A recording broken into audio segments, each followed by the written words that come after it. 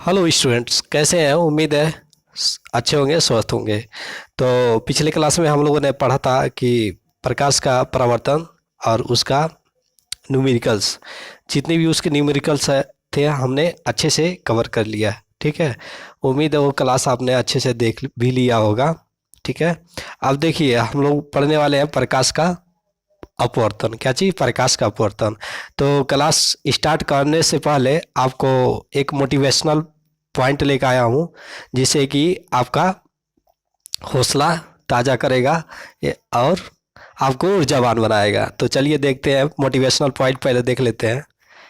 यूं जमीन पर बैठकर क्यों आसमान देखता है, पंखों को खोल जमाना सिर्फ उड़ान देखता है। ठीक है, तो सही बात है कि आज के ज़माना में क्या है, लोग आपका जब तक आप तरक्की नहीं करेंगे तब तक आपको कोई पहचानने वाला नहीं है। ठीक है, जैसे आप तरक्की के ओर आगे बढ़ते बढ़ते रहेंगे, ठीक है, अपने परिश्रम के बल पे। ठीक है, जब परिश्रम आप करेंगे किसी भी फील्ड में तो अच्छा एक रिस्पांस रिजल्ट मिलेगा, जिससे कि लोग आपको जानना स्टार्ट कर देंगे। ठीक है, तो वही कह रहा है कि यूं जमीन पर बैठकर के वो आसमान देखता है, पंखों को खोल जमाना सिर्फ उड़ान देखता है। ठीक है, आपकी सब सफलता जब आगे की तरफ जो है कि आप प्रोग्रेस करेंगे तो आपको जो है कि जो नहीं जानना रहेगा वो भी जानने लगता है। ठीक है, चलिए, ये आपको उम्मीद है ये मोटिवेशनल पॉइंट आपको ऊर्जावान बनाएगा। ठीक है, आइए हम लोग अपने पॉइंट पे आते हैं, प्रकाश का अपवर्तन। ठीक है, इस चैप्टर को पढ़ते हैं। देखिए बच्चों, आपके सामने प्रकाश का परिवर्तन का फार्मूला और इसके कुछ कैसे इसको हम प्रूव करेंगे कि आप ये प्रकाश का परिवर्तन। देखिए बच्चों, प्रकाश का परिवर्तन क्या होता है तो हम लोग फिगर से समझते हैं। ये फिगर ए मान लीजिए, ये फिगर बी मान लीजिए। ठीक, तो देखिए ये वाला वाई जो होता है वो क्या है, विरल माध्यम होता है। ठीक है, विरल माध्यम, विरल माध्यम वायु। ठीक, ये काच सघन माध्यम, माध्यम। ठीक, इसको पहला माध्यम बोल सकते हैं, इसको दूसरा माध्यम भी बोल सकते हैं। ठीक है, देखिए क्या कह रहा है, प्रकाश किरण के एक माध्यम से दूसरे माध्यम में जाने पर अपने मार्ग से विचलित हो जाती है। इस प्रकार की घटना को हम क्या कहते हैं, प्रकाश का अपवर्तन कहते हैं। देखिए कोई प्रकाश, चूंकि आपको मालूम होगा प्रकाश जो है कि एक सीधी रेखा में क्या गमन करती है। क्या चीज़? एक सीधी रेखा में गमन करती है। जैसे कोई अगर टार्च हम बारे तो ऐसा नहीं है टेढ़ा मोड़ा, टेढ़ा जो है कि होके प्रकाश जाएगी, वो सीधी एक रेखा में मतलब जो है कि गमन करती है। ठीक है, तो देखिए जब कोई प्रकाश की किरण अगर वाई से, देखिए ये आप समझिए, मान लीजिए कोई एक टार्च है ये। ठीक, और ये अगर इसको हम जो है कि ऑन करेंगे तो इसकी जो लाइट होगी एक सीधी जाएगी। क्या चीज़? सीधी जाएगी। तो ये पहला माध्यम मान लीजिए वायु है, पहला माध्यम वायु है। अब मान लीजिए इसके सामने अगर कांच रख दें, कांच रख दें तो क्या होता है, माध्यम इसका बदल जाता है, यानी कि वायु से किस में जाने लगता है, कांच में जाने लगता है। ठीक है, मतलब पहले माध्यम से दूसरे, पहला माध्यम से वो, पहला माध्यम से होकर दूसरे माध्यम में क्या हो जाती है, प्रवेश करने लगती है। ठीक है, तो जब प्रवेश करेगी तो अपने जो है कि मार्ग से विचलित हो जाती है। क्या चाहिए? अपने मार्ग से विचलित। तो वही यहाँ पर समझिए, ये वाला पहला माध्यम जो है वायु है। क्या चीज? पहला माध्यम वायु है, दूसरा माध्यम कांच है। ठीक है, दूसरा माध्यम कांच है। जब कोई प्रकाश की किरण पहले माध्यम से दूसरे माध्यम में जाती है तो अपने मार्ग से क्या होती है, विचलित हो जाती है। ठीक है, इस प्रकार की घटना को हम क्या बोलते हैं, प्रकाश का अपवर्तन बोलते हैं। क्या चीज? प्रकाश का अपवर्तन बोलते हैं। ठीक है, अब चूंकि देखिए वायु जो है कि क्या होता है, विरल माध्यम होता है। क्या चीज? विरल माध्यम। वायु, वायु कांच। देखिए एक चीज मैं बता दूं आपको, ध्यान दीजिए, जो कोण आई जो बना रहा है आपतित किरण, इसको बोलते हैं आपतित किरण। ठीक है, और इसको बोलते हैं अपवर्तित किरण। क्या चीज? अपवर्तित किरण। ठीक है, तो ध्यान दीजिएगा, इसमें हम लोग पिछले क्लास में पढ़े थे प्रकाश का परावर्तन। तो प्रकाश के परावर्तन में ये हमने पढ़ा था कोण आई बराबर कोण आर होता है, एक नियम उसमें पढ़े थे। लेकिन ऐसे इसमें प्रकाश का अपवर्तन में ऐसा कुछ नहीं है, इसमें ऐसा कुछ नहीं है। क्या होता है इसमें, इसमें इसमें कोण आई बराबर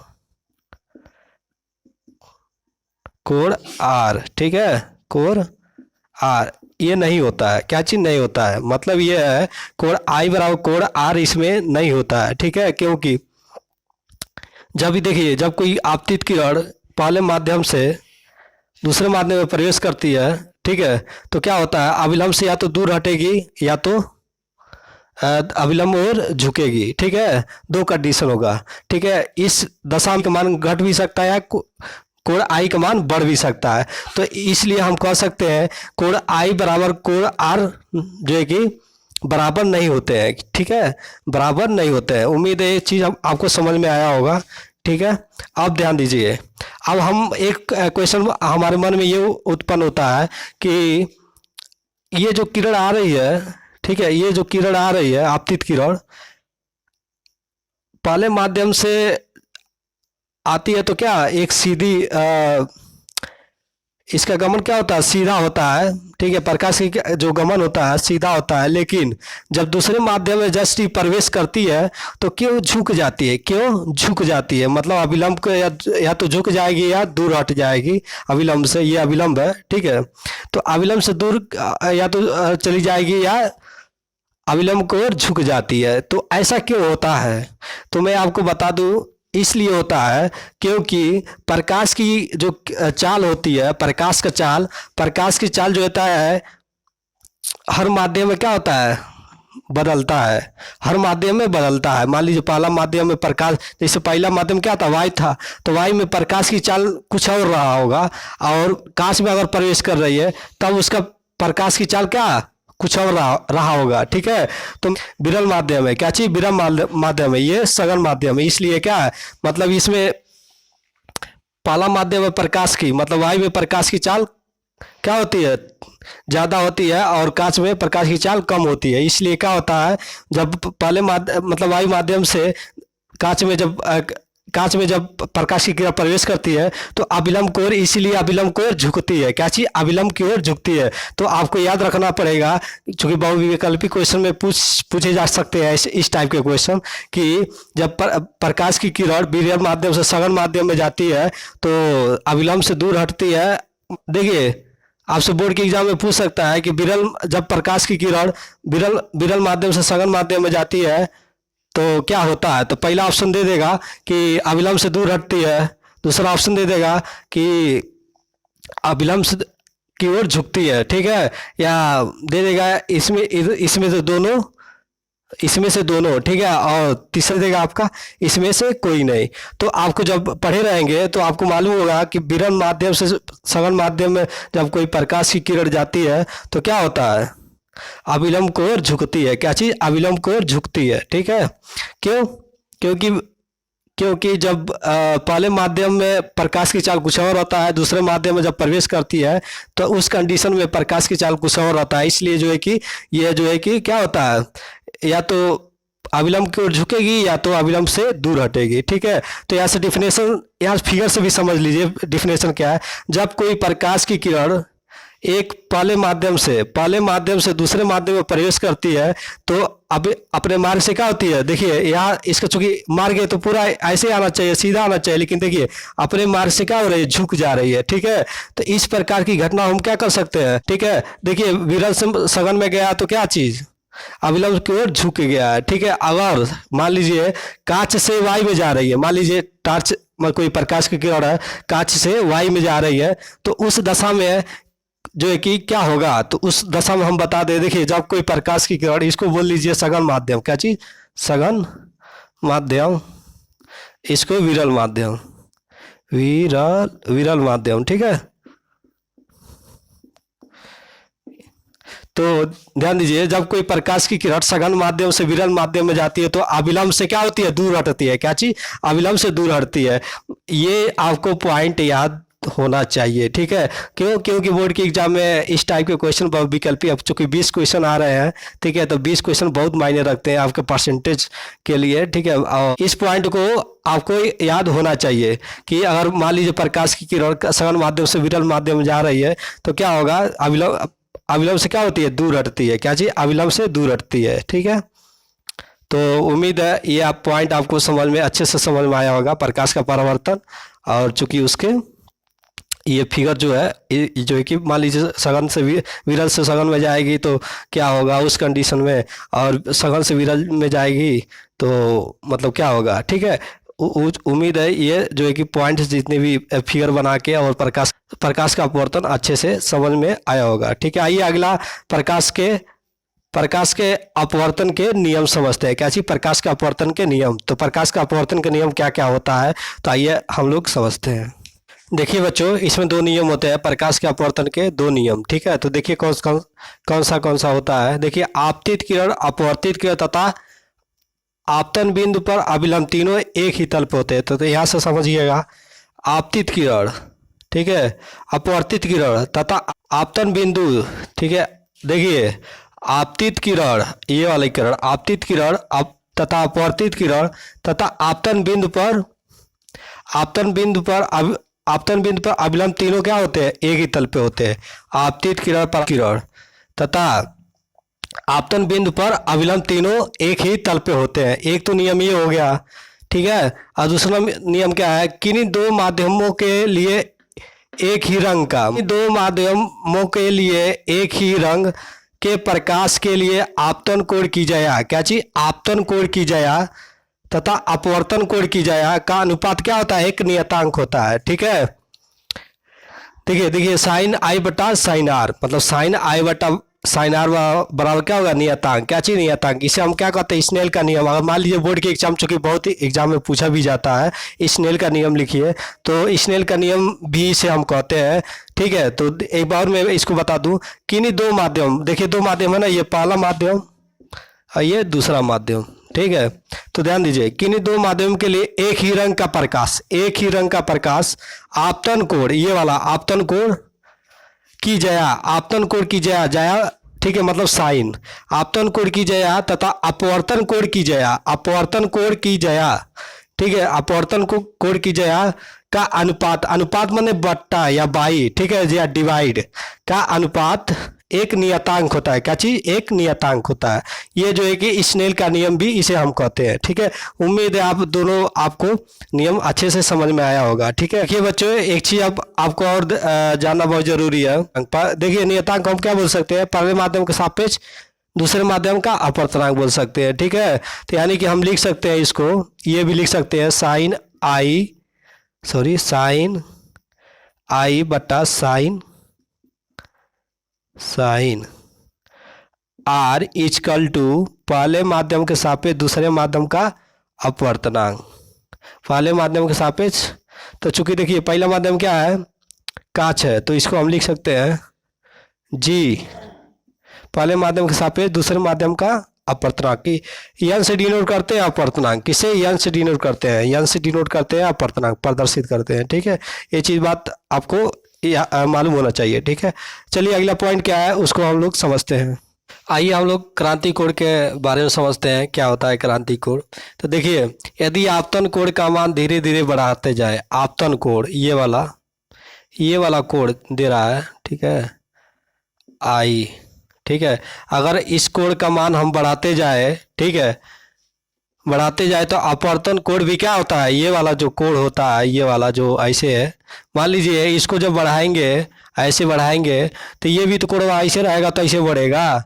तो वही कह रहा है कि यदि आपतन कोण का मान धीरे धीरे बढ़ाते जाए, जब ऐसे बढ़ाएंगे तो ये वाला कोण बढ़ेगा कि नहीं बढ़ेगा? बढ़ेगा, ठीक है। तो वही कह रहा है कि यदि आपतन कोण का मान धीरे धीरे बढ़ाते जाए, ठीक है, तो अपवर्तन कोण का मान भी क्या होता है? विशेष आयतन कोण के लिए अपवर्तन कोण क्या हो जाता है? एक ऐसी दशा आती है। देखिए आपतन कोण का मान बढ़ाते जाए एक दशा ऐसी आएगी कि अपवर्तन कोण का मान क्या होगा? 90 अंश हो जाएगा। क्या चीज? 90 अंश हो जाएगा।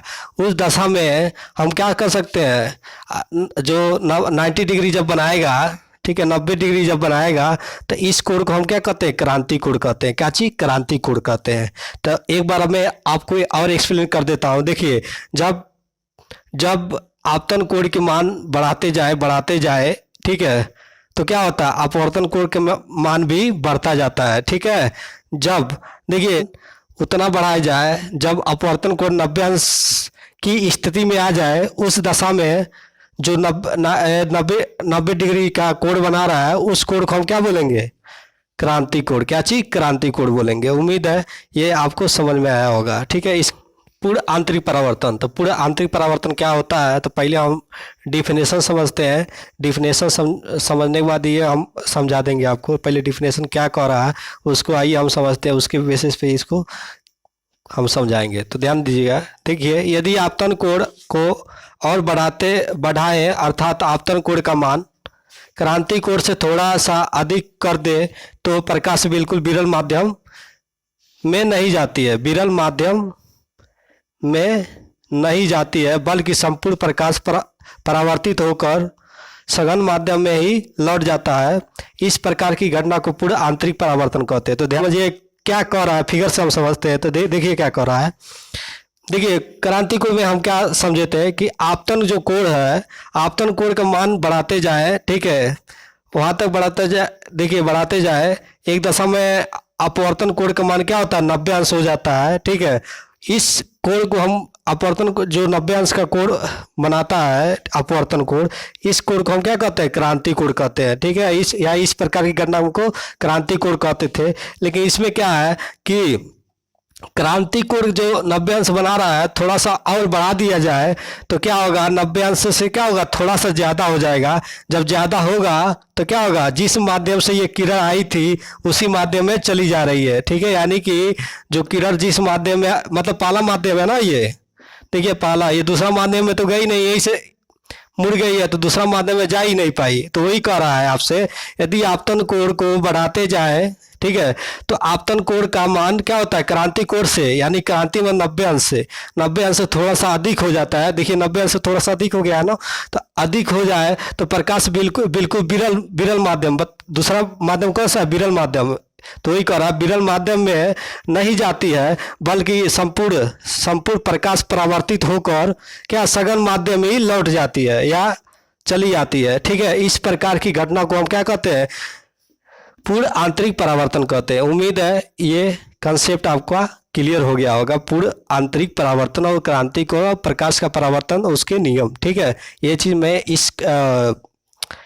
इस क्लास में आपको कवर करा दिया हूँ। ठीक है। अब चूंकि अब आगे इस चैप्टर का न्यूमेरिकल्स लगाना है, तो अगले क्लास में हम लोग उसको लगाएंगे। अब बच्चों, आपको अगर ये वीडियो अच्छा लगा हो तो लाइक कीजिए, सब्सक्राइब कीजिए। और चूँकि आप हमारे चैनल पर अगर नए हैं तो सब्सक्राइब तो कर लीजिए बाबू, क्योंकि यहाँ से आपको अच्छे अच्छे कंटेंट्स मिलते रहेंगे। और चूँकि देखिए, आप तो अभी 10वीं क्लास में के स्टूडेंट हैं, जब आप 12वीं क्लास में जाएंगे तब भी आपके साथ में रहूँगा, और 12वीं के बाद कंपटीशन लेवल का तैयारी करेंगे तब भी आपको इसी क्लासेस यहाँ प्ले लिस्ट में आपको देखने को मिलेंगी। ठीक है। वहाँ से आप अच्छे से तैयारी कर सकते हैं। ठीक है। तो उम्मीद है आपको ये क्लास अच्छा लगा हो। ठीक है। तो अच्छा लगा हो तो एक लाइक तो कर दीजिए यार। अब लाइक एक करते नहीं हैं आप लोग। ठीक है। तो लाइक एक किया कीजिए हमारे वीडियो को। तो चलिए ठीक है, कोई बात नहीं। देखिए बच्चों, अगर आप हमारे चैनल पर नए हैं तो इस चैनल को आप सब्सक्राइब करें। ठीक है। और बेल आइकन को प्रेस करें। ठीक है। उम्मीद है ये क्लास आपको अच्छा लगा हो। ठीक है।